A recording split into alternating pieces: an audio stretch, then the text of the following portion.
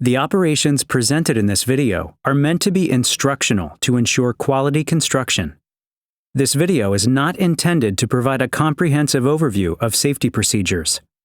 All parties should ensure that they are familiar with and follow all safety requirements, policies, and procedures that apply to their specific operation. Surface preparation is a critical component of any asphalt paving project. Proper surface prep lays the foundation for a successful overlay, while mistakes in surface prep can lead to reduced pavement life and increased maintenance costs. Follow these steps to condition the existing surface prior to delivering the mix to the project site. Remove and dispose of loose and foreign material. Remove and dispose of excess joint sealer and crack filler. Correct irregularities in the binder course or surface being paved over. Paint existing vertical surfaces with a uniform coating of asphalt material. Apply a proper tack coat. The first step is to remove any loose and foreign materials from the roadway. The objective is to have as little foreign material on the road surface to be paved as possible.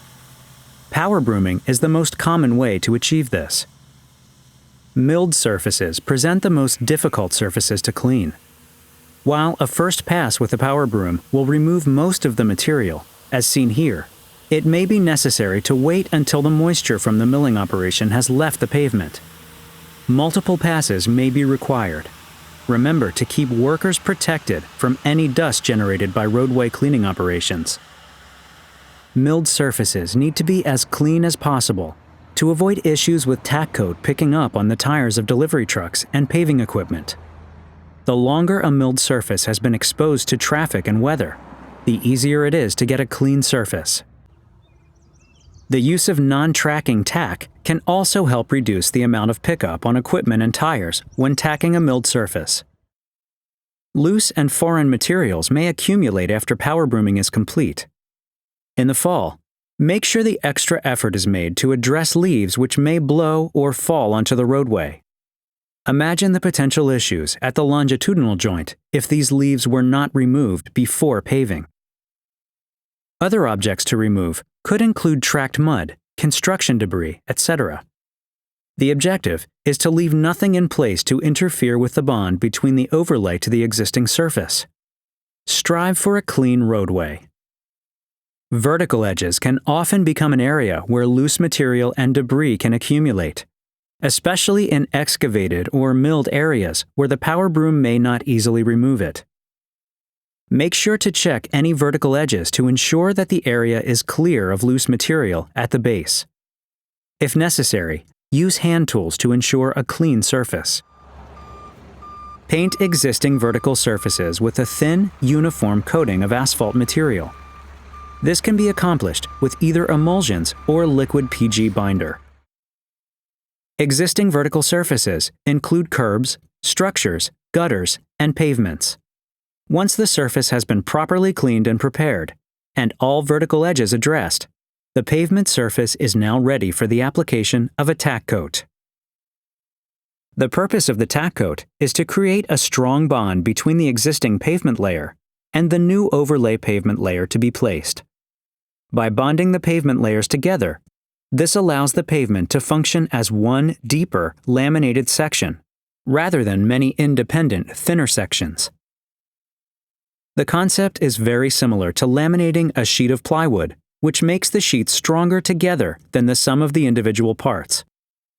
Before we get into proper tack application, let's talk about what can happen if bonding is compromised.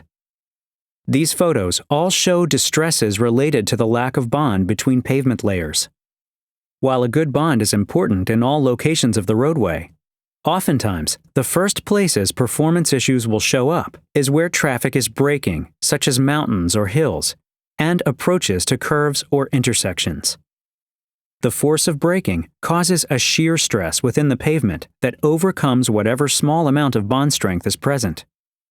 In a properly tacked pavement, these risks should be minimized by the strong bond achieved between layers. Lack of bond takes on different looks, but usually will identify as cracking, tearing, and most notably, longitudinal movement of the material. Sometimes this failure mechanism is incorrectly identified as rutting and blamed on high asphalt content in the mix or soft base conditions. Not getting the surface preparation and tack coat right today can create a very high future cost with excess maintenance expenditures and impacts to the traveling public. Now that we have discussed the importance of tack coat on performance, let's take a look at the proper way to apply a tack coat in order to get a satisfactory result. Tack coat should only be applied on clean, dry surfaces with temperatures of 40 degrees Fahrenheit and rising. It is important to remember that once a roadway is tacked, it cannot be open to traffic until the subsequent paving course is placed, so tack coat application should be planned accordingly. Let's cover the amount of tack required by specification, which is shown in this table with a list of residual asphalt ranges specified. To understand the numbers in this table, you first need to know that freshly applied tack coat emulsion is a combination of asphalt and water.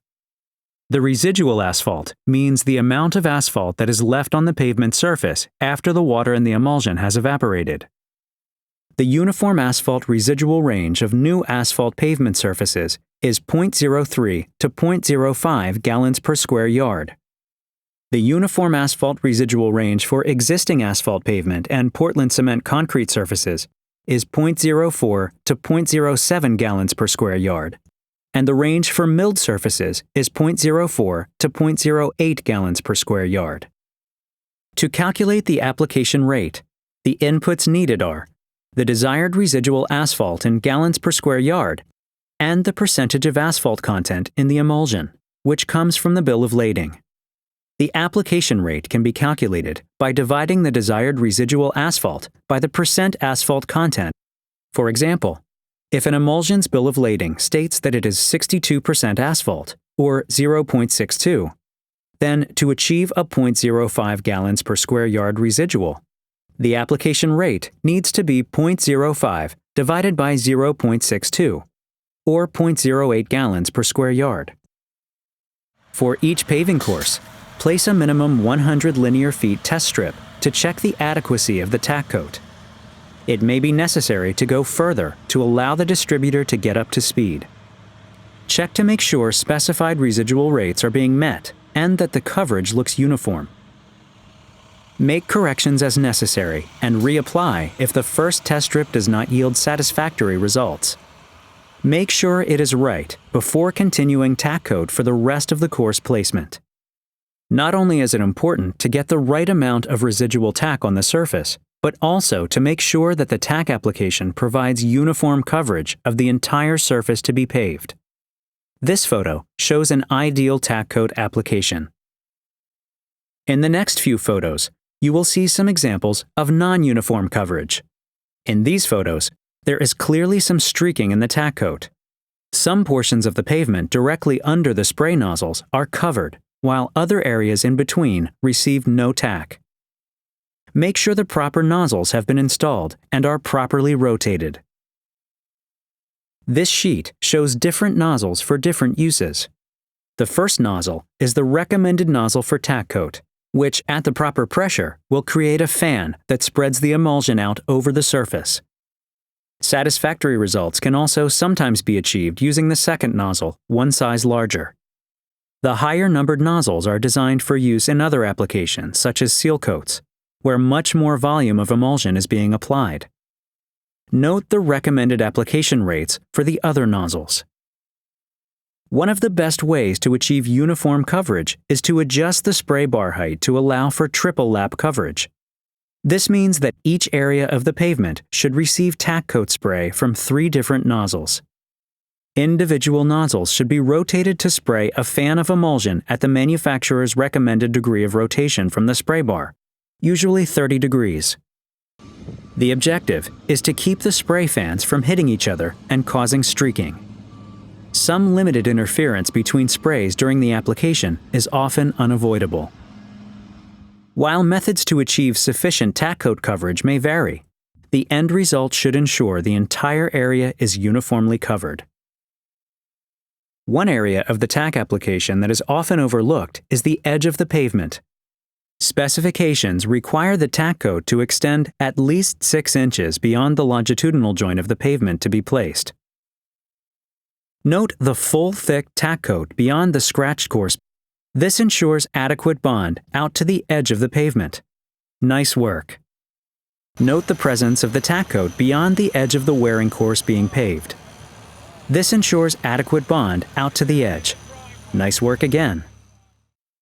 In this case, there is no tack at all visible under the joint or extending beyond it.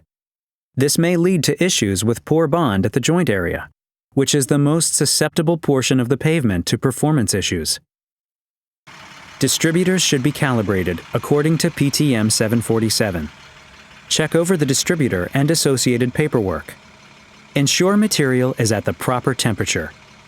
Make sure the amount of tack being applied meets the specified requirements for the surface. Visually check the finished surface for uniform coverage. If the surface for existing pavement still shows considerable resemblance to what it looked like before the application, there likely was not enough tack applied, and the distributor calibration should be checked to ensure accuracy.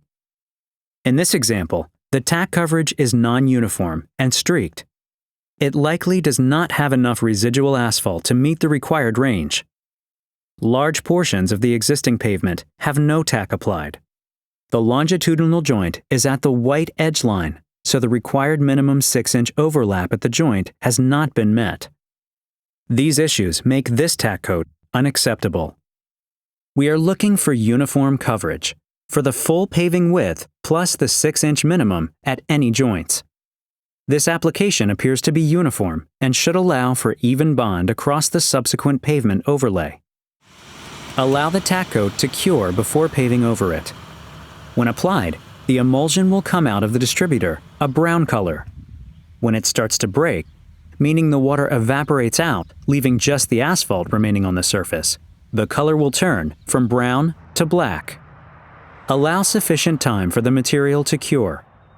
Non-tracking tack will cure more quickly. Once the tack coat has cured, the area is ready to pave. Ensure surface is as clean as possible. Determine tack application rate. Spray test strip for each course. Look for uniform coverage. Verify actual application rate. Following these steps should maximize the bond of the pavement layers and provide optimal performance.